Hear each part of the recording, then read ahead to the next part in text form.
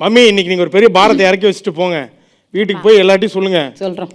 எல்லாரும் prepare.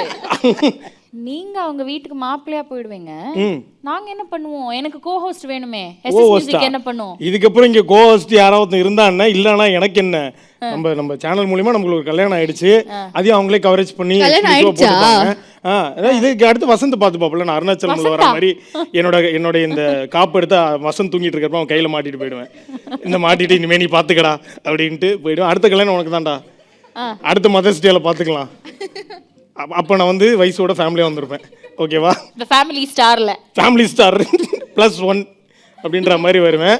Mummy நீங்கள் சொல்கிற பேரே பேரனுக்கு பேத்திக்கலாம் வச்சுக்கலாம். நான் கோஆப்ரேட்டிவ் மருமகன். முடிவே பண்ணியாச்சு போல இருக்கு. நான் ஸ்ட்ராங்காக இருக்கேன். ஃபஸ்ட்டு லிஸ்ட்டு போட்டப்பே முடிவு பண்ணிட்டேன் நான். ஓகேவா? வயசு நீங்கள் ஒன்றும் இப்போ அப்படி தான் தோணும். சரி சித்தப்பா.